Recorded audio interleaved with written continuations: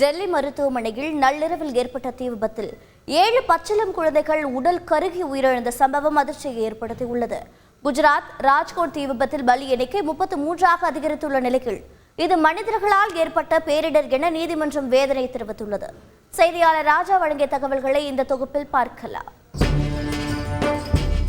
குஜராத்தின் ராஜ்கோட் நகரில் சிறார்களுக்கான பொழுதுபோக்கு விளையாட்டு மையத்தில் நேற்று மாலை நிகழ்ந்த பயங்கர தீ விபத்தில் 9 சிறுவர்கள் உள்ளிட்ட 33 பேர் உயிரிழந்த சம்பவம் பெரும் சோகத்தை ஏற்படுத்தியது. விபத்து தொடர்பாக 2 கைது செய்யப்பட்டு உள்ள நிலையில் தாமாக முன்வந்து வழக்கு பதிவு செய்துள்ள குஜராத் உயர்நீதிமன்றம் இது மனிதர்களால் ஏற்பட்ட பேரிடர் என வேதனை தெரிவித்துள்ளது. இந்த சோகம் விலகுவதற்குள் டெல்லி விவேக் விஹார் பகுதியில் உள்ள குழந்தைகள் நல மருத்துவமனையில் ஏற்பட்ட தீ விபத்து அதிர்ச்சியை ஏற்படுத்தியுள்ளது.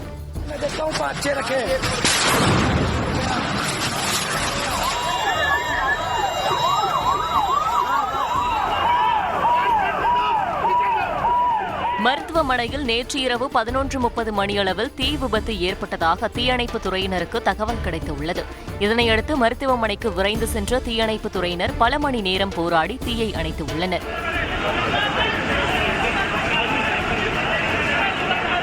இந்த விபத்தில் மருத்துவமனையில் சிகிச்சைக்காக அனுமதிக்கப்பட்டிருந்த 7 பச்சிளம் குழந்தைகள் தீயில் சிக்கி பரிதாபமாக உயிரிழந்தது பெரும் சோகத்தை ஏற்படுத்தியுள்ளது.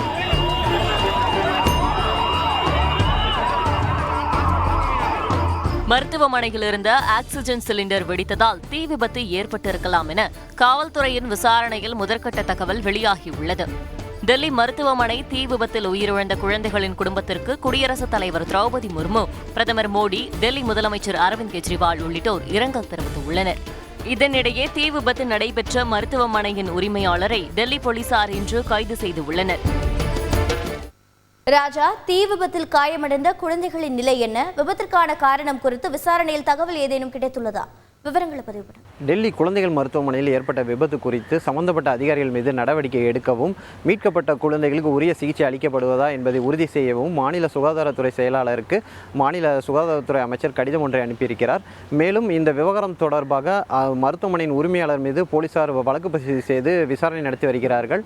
இது ஒரு புறம் இருக்க, அந்த முறையான அந்த தீயணைப்பு துறையினரிடம் மருத்துவமனையில் என்ஓசி பெறப்பட்டிருக்கிறதா, விபத்து நேர்ந்த நேரத்தில் ஆம்புலன்ஸ் சேவை வருவதற்கு 4 மணி நேரம் ஆகிவிட்டதாக ஒரு குற்றச்சாட்டு இருக்கிறது. இது தொடர்பாகவும் விசாரணை நடத்தப்பட்டு வருவதாக மாநில அரசு தரப்பில் தெரிவிக்கப்பட்டிருக்கிறது. மேலும் இந்த இறந்த குழந்தைகள் உடல் தீயில் கருகி உள்ளதால் அடையாளம் காணுவதில் சிக்கல் ஏற்பட்டிருக்கிறது. DNA பரிசோதனைக்கு பிறகு அவர்களது பெற்றோரிடம் ஒப்படைக்கப்படும் என மருத்துவ அதிகாரிகள் கூறியிருக்கிறார்கள். கல்பனா, நன்றி ராஜா. செய்திகளை உடனுக்குடன் தெரிந்து கொள்ள உடனே சப்ஸ்கிரைப் பண்ணுங்க.